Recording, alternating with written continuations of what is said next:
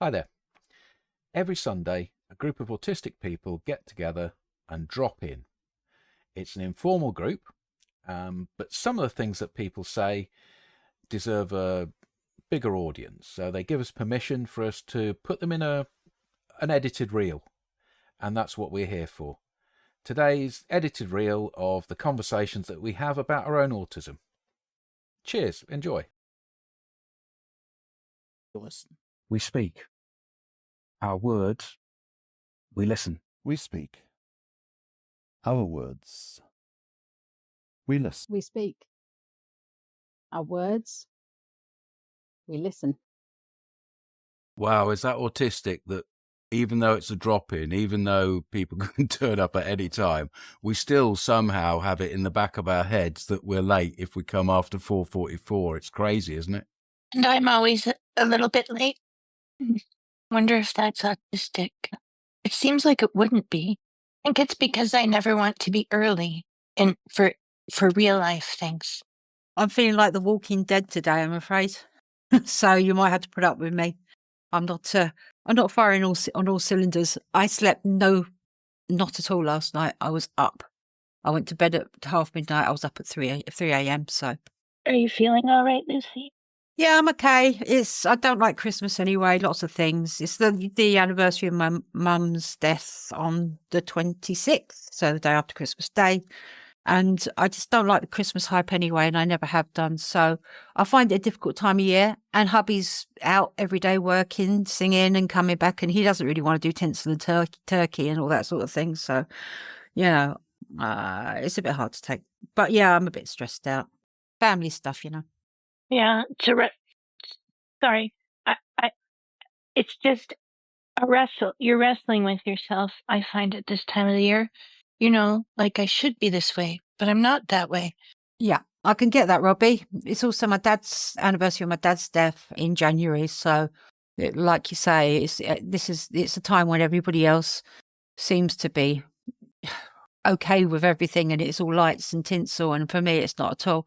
And also, Teresa, when you say about whether you feel like you should be wrestling with yourself, I've come to the decision that many moons ago that this is not something I was going to do with any sort of. I don't do Christmas, and I never have done, much to the shock of my family sometimes, how utterly unattached to Christmas I am. But I just think for some people it just doesn't work. It's just not something they want, and we do our day the way we want to.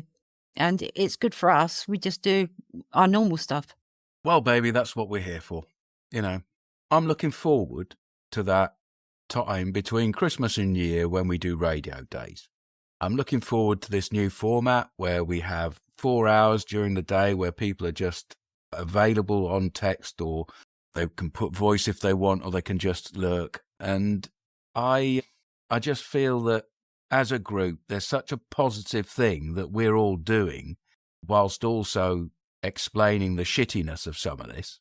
It actually feels kind of Christmassy. That misfits pulling together, lonely people being lonely together in a group, that kind of stuff. I find that touching. I like it. It makes it part of Christmas for me without being a fucking do-gooder.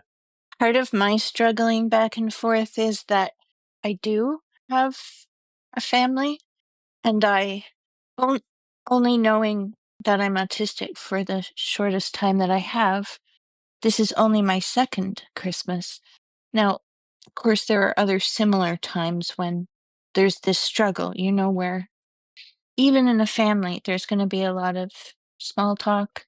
And I've stuck to specific rituals because it helps me, because I can just prepare for them. Like, I don't usually decorate the tree until Christmas Eve.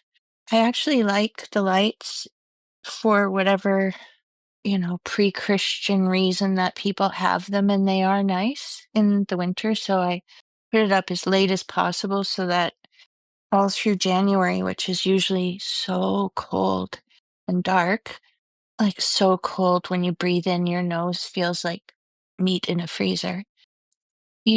I like those lights for that whatever you want to call it, pagan reason, it's good for you. I find I'm just this will be really my first Christmas, because last Christmas my daughter and I just went for lunch on Christmas Eve and to a movie on Christmas Day, because my son and his family really wanted to have their own Christmas. But now my granddaughter said, no, we have to have Christmas Eve. So now it's back on again. And I'm trying to simplify it as much as possible, because I always feel not like a good mother. I'm sure I'm okay, but that's my struggle, especially because last year I didn't need to do it. I want to do it though, because I really missed them. So 18th of December always used to be Keith Richards' birthday for me, but it was the date that my mother had her first fit. And so that whole thing, even though it was 12 years ago, it pulls me down, but not to be a total downer. And probably because I haven't been out so much this year, but I don't know if anyone does Whamageddon. Well, I'm still in on Whamageddon. what is that? You must not hear the song Last Christmas by Wham. And I think last year I got done on the first couple of days of December because I went to the village Christmas fair and they were playing it. But so far I've avoided it in shops and on the radio and in general. So I think this is a record for me. We used to do that as a group thing at work when I did work, where we would all sort of put our names up on the board and everybody had to kind of like tick off the days that they hadn't heard that song. It was quite fun. But to be honest, I don't seek out the music, so it's quite good now because I never hear it. That's a funny game. I don't know the rules. I like Lucy's rules, but I want to hear your rules, ER. And here in North America, I feel like the song you would hear the most, and I haven't heard any this year, is that Mariah Carey song, which they put it through. I don't even know if it's a Christmas song, but I think it is. Serious academic musical people analyzed it, and it's supposed to be a good song, which is kind of weird. I think Mariah Carey, All I Want for Christmas for You is it has a feel of a 60s Motown song. Yeah, like somebody figured out the formula for a good song. I mean, Christmas, I have the Phil Spector Christmas album somewhere because I have a Phil Spector box set and I have Little Steven's Underground Garage compilation of more sort of punky rock and roll Christmas songs. But I mean, I don't make a point of listening to them. My favorite ones, and this will go back to that pagan kind of lights in January thing, are without any lyrics, really old Celtic, just with instruments. And they're so sad, but I really like them when I'm cooking. I'm just going to hijack things quickly for a second because it's just come out that Patience Series 2 starts on Channel 4 on January the 7th, and they've posted a trailer for the new series.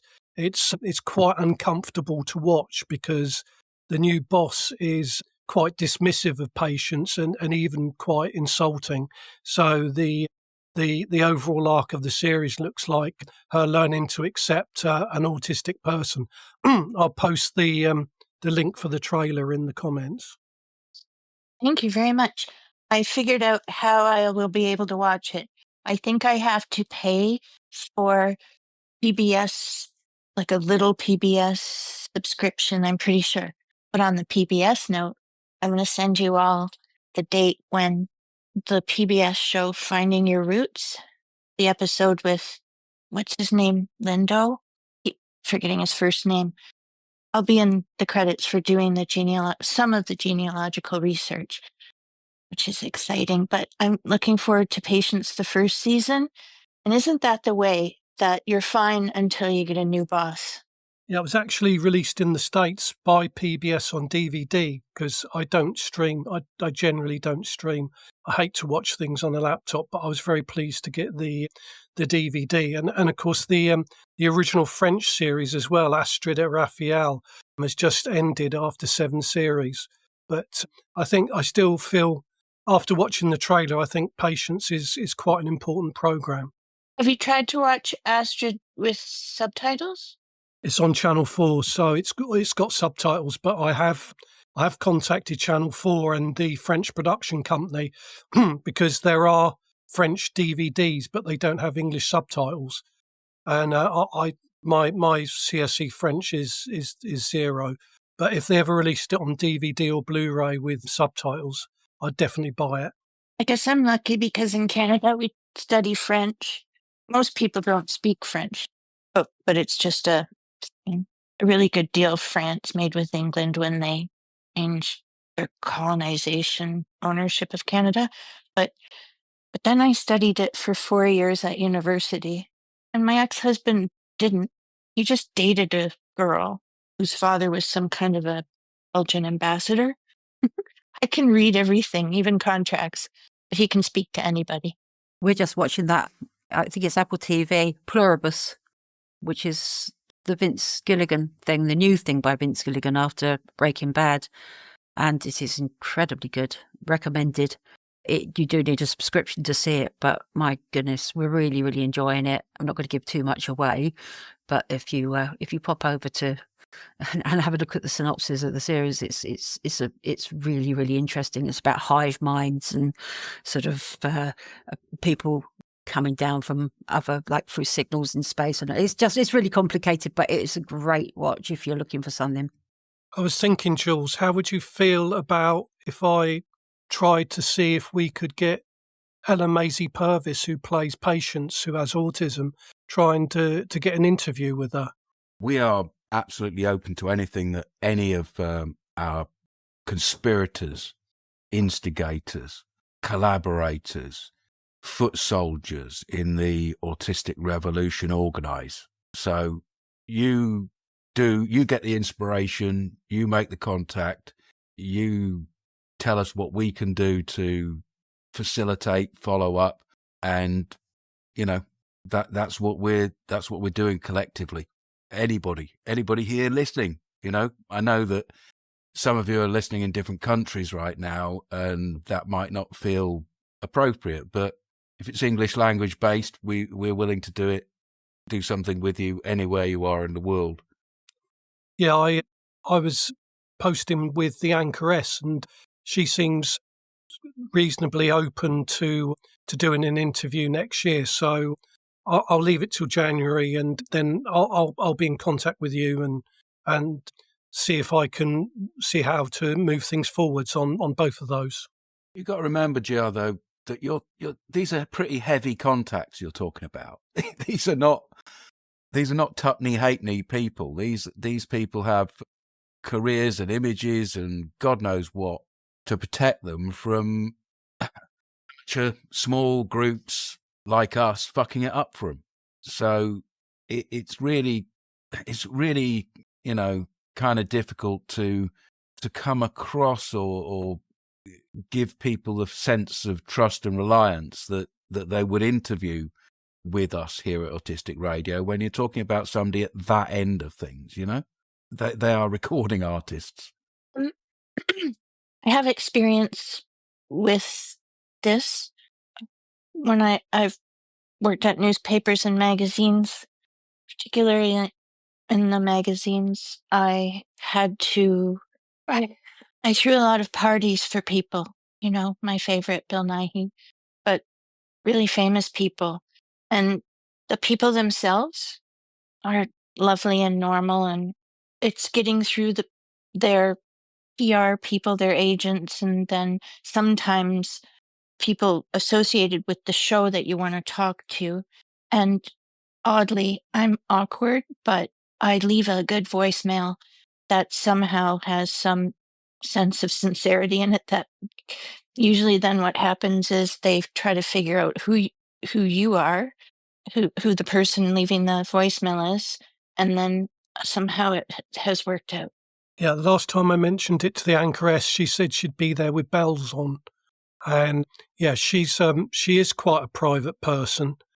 And I mean, we'll go into it later, but I was thinking that if we contacted through her people and and we supplied a list of questions even in advance, I think she'd be reasonably open to it. The worst comes to the worst, she says no, and if you don't ask, you don't get. Well, look, I have just listened to the expert, Teresa.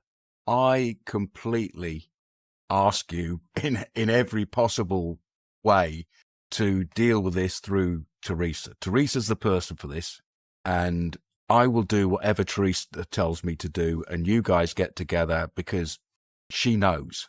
We in the Autistic Radio family, we throw our skills out there and we grab hold of other people's skills. That's what we do. I have a feeling that GR has the exact sincerity to have gotten her to say, I don't know who you're talking about exactly, but also when you Google GR, sorry, that seems like I stalk people, but I was looking for something that you mentioned. I wanted to see it, an interview you did, so I saw it. But you seem perfect at it, and all I would do is give you advice if you are up against some person associated with the series or a PR company. But if you're dealing with the person themselves, and you may be talking about two people, I'm not sure, you're perfect for it. Well, Ella Maisie Purvis, whose patients has done interviews with a woman who had autism, who runs a channel on YouTube. So she has done that. With the anchoress, I mean, I've known her on Facebook for 10 years and we've met a couple of times, and I interact on her Facebook posts. So it would be a familiar voice.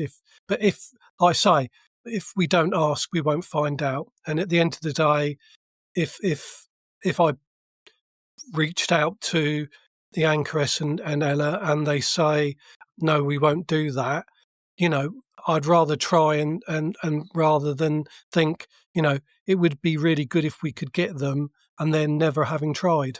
You know what I just thought of?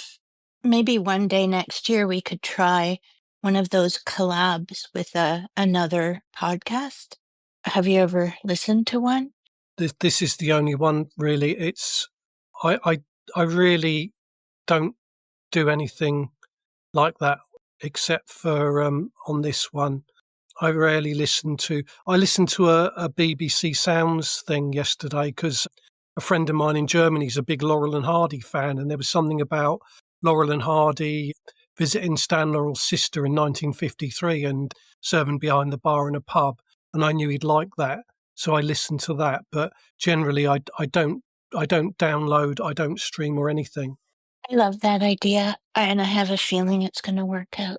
I mean, I've had friends who say when I approach famous people how well I deal with it, because I've bumped into so many. I mean, Mick Jagger, Bryan Adams, Jude Law, and my friend said I dealt with it really well. But I said the trick is approach quietly, be polite, say what I love your music, I love your films or whatever, and then just wish them well and shake their hands and walk away. I want to bring the text in. There's various texts about the series that you were talking about, with and without subtitles. Then when it gets onto this subject, Lucy says, Dave and I have written 3 books and have encountered the gatekeepers. There is always a way round, though. You just have to find it. And yep, she's absolutely right. And GR has actually somehow got through the gatekeepers already, and he's in an appropriate position, isn't he? And Lucy adds to that to say it's part of all musicians' situations, the entourage business. I wrote when Teresa was speaking about how she thought things should go forward, that I agreed with her. I think that's the key to this. GR has the contact and is appropriate for the situation, but I don't feel I am appropriate if it gets to the dealing with PR companies on behalf of Autistic Radio. But Teresa is, and so I would hope that what I've heard from Teresa is that she's willing to step in and take that up for us if that's it. I'd also like to say the ideas that Teresa have about joint productions with people, I'm open to everything So anybody out there who brings things to us, we'll run with them. We'll run with the ideas and see whether they work. That's it for the moment. I think Lucy is really good at this too. My concern only is they'll think, why is a Canadian person contacting us? But I know that Lucy is good at this. Yeah, when I used to work with musicians and things, I worked in a box office, so I would meet a lot of people coming our way, and I've never been fazed by anybody at all. I've kind of got this bit of a shield up when it comes to it. I don't tend to get particularly starstruck, I think the term is about it. They are people, and if you're nice and polite to them, then they're generally nice and polite back to you. So that's the way you do it. And once you've kind of proved yourself, especially if you get a contact and you can kind of keep it to yourself and not share it with people, then the trust level, and then they tell other people that you're trustworthy. So that's kind of how we did it when we did our books, and it worked out very well for us, really. Yeah, my mother was the same. She went to a lottery thing when they used to do the draws, and with her cousin, and Bradley Walsh was the compare, and my mother's cousin was going mad. Oh, Bradley, blah, blah, blah, blah. And Bradley Walsh turned to my mother and said, "What's your name?" And she said, "Monica." And he said, "Nothing phases you, does it, Monica?" And she also met Steps, who she said they were really nice people. And she met another, I won't name him, at this thing, a very well-known singer. And she told him he was you remember the word we were discussing last week? She told him he was that to his face. So, yeah, there you go. My mother also met Sean Connery once, and that didn't go well for Sean Connery because he was having a go at someone, but there you go. That is hilarious. That's my second middle name, Monica. That is so good, and why you're good at it. And I agree, you cannot be starstruck. And there must be something very grounded about you, GR, where, they just know you're not one of those people. And Lucy too. You get these things with when people say, "Oh, so and so's done this" or whatever, and something bad's happened to someone who's famous. And I said, well, you have to remember these people they're human beings. They have the same frailties as we do. They have the same emotions as we do. I mean, some of them may be. I mean, like when I met Mick Jagger, I mean, I'd been a fan for 11 years at the time, and I approached him very quietly. It was in an airport, actually, and I just quietly said, "Excuse me, is this a bad time to ask for an autograph?" Because it was his downtime, because he was there with his son. He was in WH Smith's, but you have to remember, I mean, he could have turned around and been nasty. A friend of mine met him in Chicago in 2006. It went really badly for my friend. Mick was telling him to F off, but I was very quiet and I said, "Is this a bad time to ask for an autograph?" And he looked quite surprised and said no. And he signed my passport, best wishes, Mick Jagger. And I said, I've been following you for 11 years and I've seen you live, whatever it was, 86 times at the time. And I've seen all the dates on this tour. And he was saying, "Wow, fantastic." And then he handed my passport back to me. And he offered his hand and shook my hand and said, "Have a safe journey." And then I went to the toilet and I wept like a baby. And when I got on the plane, he was sat in front of me on the plane. But I'd had my 5 minutes with him and I left him alone. And I mean, he's my musical hero. That's amazing. I kind of liked being that person that could be very sort of down to earth with anyone I met. And my dad taught me a lot of that. He always used to say, you shouldn't really ever be starstruck or feel beholden to anyone, that you have to be a certain way around them, just be a human, and that will probably work out okay for you.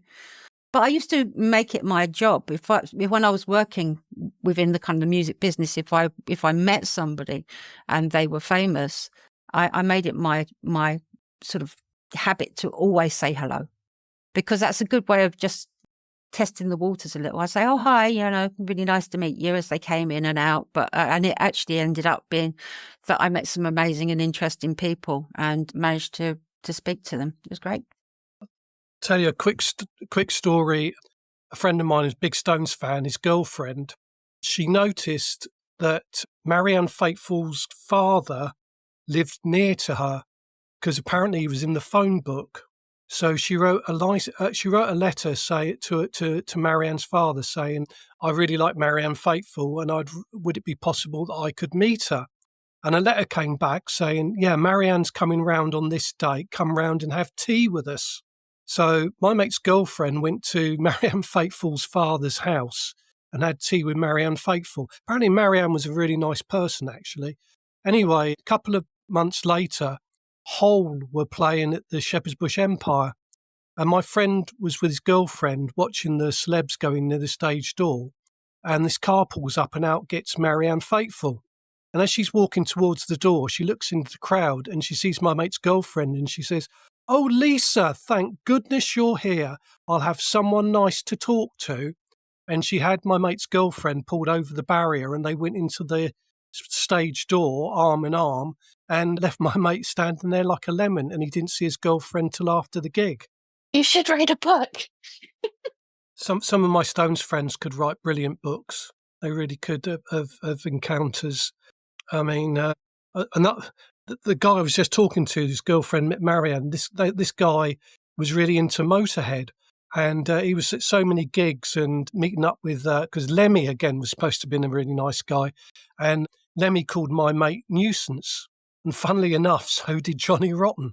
I think you're right. We had a party for Johnny Rotten, and I've had weird encounters too, but not like you, GR. Like, you really care about the Stones so much. I could see a book. I think we've all got a book in us, Teresa. You know, one of the absolute things about everybody that is part of this group, they've led unusual lives, and they've led unusual lives that express aspects of their autism. I think that's the whole cohesive thing here. You, Teresa, have an incredible story. It's a different book, but it's an interesting one. Oh, actually, I'm writing a book, but it's not about me. It's a crime novel, and it's entirely scary. It's like you can't eat while you're reading it. And no doubt it expresses something of you in it as well. No writing gets very far away from the psyche of the person creating it, I reckon. Yeah, I solved the crime. Well, the version of me in the book. Everybody here has some kind of creative outlet.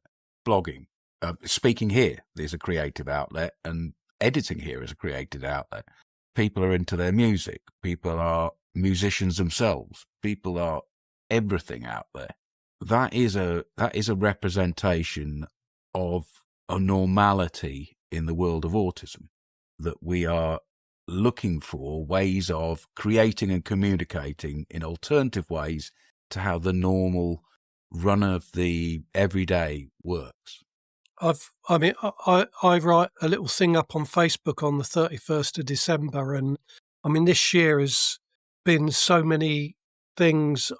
At this time last year, I couldn't have even begun to imagine things like the Autism Man song, Autism Hampshire promotional films, autistic radio podcasts, and everything else. I mean, it's been a whirlwind. One of my friends was quite concerned that I might burn out, but I've got through it.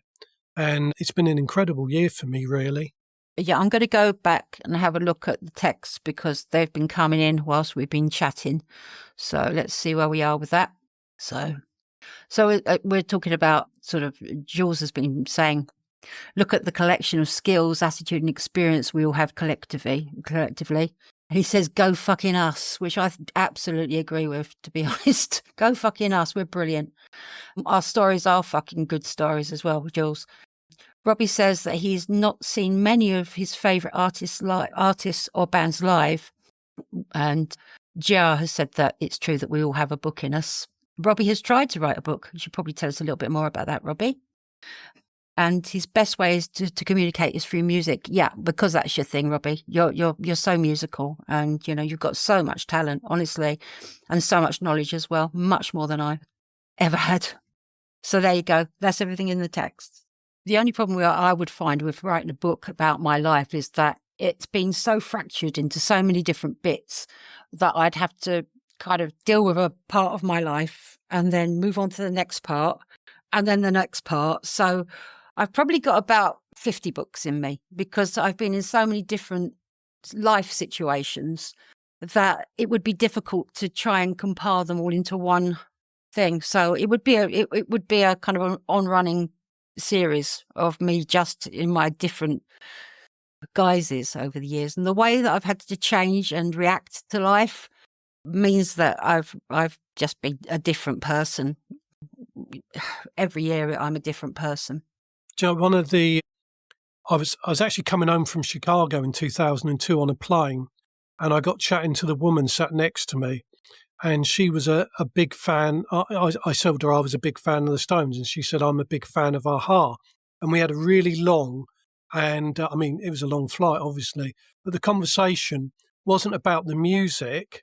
It was about our experiences of fans and concerts and friends and music. So, you know, there is common ground there. Yeah, I think that's one of the lovely things about it. I mean, music is music, and everybody has their thing, and you know the bits they like and don't like, and so on. But it's a really good conversation. You learn so much from other people's taste as well. I find if you speak to someone for a length of time and they can give you ideas of where they are. It doesn't really matter if you end up not being into it or not, but being able to experiment with music and see what kind of gets to you and what makes you feel good is a really positive thing. One idea about the structure of any of the books that you guys have described, all three of you, Lucy, DR, and Robbie, is not to think about the whole, but just to write vignettes, sort of, I call them underfoot in the whatever business, but they can be about your life. Like Lucy, underfoot in medical world, underfoot in the music world, because you are a chameleon, but you're just you. And the through line is the way you observe things. I said this once in an email, I think it was an email to Ray, because he was saying on one of our weekends about working in the book business, which really is also, you know, like this, very specialized and fascinating. And one of my favorite books was a book like that. I can't remember what it was called, but something Charing Cross Road. And it was letters between a woman in, I think, America, to a person who worked in a specialty bookstore on Charing Cross Road. And she was saying, do you have this book? And he was answering. And then suddenly little things would slip in. But Robbie, surely the real benefit, the artistic benefit, the artistic intention and the execution, the actually putting your fucking words out there is the biggest part of this. It actually doesn't matter a fuck if anybody comments in any positive or negative way. That is the most minor part of this. You publicly saying and ordering your thoughts and making them communicable in that way is in itself an artistic act and part of you being an artist. Whether there is an audience for it or a critical audience for it surely is irrelevant.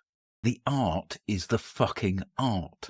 When I did the student film, the supervisor at the university said it wasn't good enough to be shown. And when it was posted on YouTube, I think it had 13 views after a couple of weeks.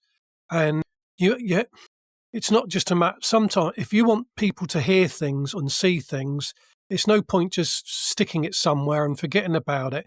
You have to promote it. And so my 6 years experience in marketing, and I pushed that film everywhere I could. And the last time I looked, it had 630 odd views. And I think Jules said that the introducing podcast that we did together was quite well subscribed to. And I mean, again, I was promoting it everywhere I could. You know, you have to go on music Facebook pages. And I mean, I went across autistic Facebook pages, then all my contacts on LinkedIn and things like that, I pushed things as best as I could. But ultimately, I was concerned that it was about, I didn't want it to be about me. I wanted it to be about us. I wanted the whole thing to be about autism. And just on another quick thing, I sent some poems I wrote to a publisher because I'd shown them to some people and they said they were good. And I was really, not long after, I got really uncomfortable because I thought, supposing they publish this, what am I going to be getting myself into if they publish it and say they want me to do things? I mean, at the time, I couldn't have done the podcast that I'm doing now. I wouldn't have been able to speak. I think if one person commented, that means that at least 9 other people might have wanted to and were afraid to. And some of the very best music, art, anything, books, poems, but movies, are little indie gems. And at one magazine I worked at, one of the owners said about a film, he said, "Oh, look, it's a film you and 7 other people would like." And I knew it was probably good. Yeah, I mean, you look at things like The Shawshank Redemption. That film just didn't really do anything when it was released. Now it's considered a classic, and there are so many films. I mean, I'm always talking to people about films, cult films. They're fantastic. It even works here on Autistic Radio. There are a couple of podcasts that we made that I was absolutely thrilled to be publishing because they had really come together really nicely, and they did fuck all when they first went out, but over a period of time, they got found, and they are, some of the most listened to, but for a very long time. So when you put your art out there, Robbie, that is the workings for the next piece of art. It's the workings for the thing that creates the thing that people are going to comment on or see or feel in tune with enough to share around. Things find their time, but also whatever you put out there is a progression towards something that finds its niche, if you know what I mean. What that led to was your voice tonight being recorded, edited up, and then being listened to on all of the continents of this fucking globe, where anybody is English except Antarctica. So everything you have done in the past that you were banging your head against has led to a point where people hear you say the things that are most important to you clearly out there right now on Autistic Radio. And that's how I got here. I listened to whatever I could find for a year, and then I listened to as many episodes as I could of you all talking.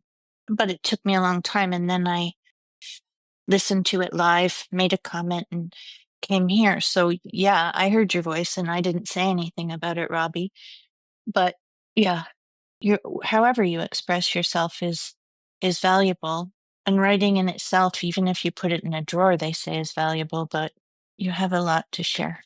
Yeah, I mean, I shared the film here and the song, and with the Autistic Radio Facebook page. And then I was asked to do an introducing, and then I was invited to keep contributing, and that's where I am. I think talking here has been a great inspiration for the things that I write as well, because it's really nice to hear other people's opinions on here, on this on Autistic Radio. It's good to hear other people's experiences. It's good to just keep on ploughing on. And if you're writing, don't force it. It's going to happen. You just got to kind of maintain that thing in you. If you want to write. If nobody reads it, fine. But eventually it'll get heard somewhere. As long as we've all got a project. Can't leave the 444 without reminding people about radio days. The 27th, 28th, 29th, 30th December 2025. We have an open backstage area. So somebody will be in that backstage area from the team from 3 o'clock in the afternoon all the way through for 4 hours. There won't be any cameras on. There'll be text, and people can add their voice if they wish, or they can just be co-present with other people whilst what we're doing in other studios happens in the background. Feel free to make your first step towards the group here by dropping in for any of those sessions during the 4 days of radio days backstage here. You'll be very welcome.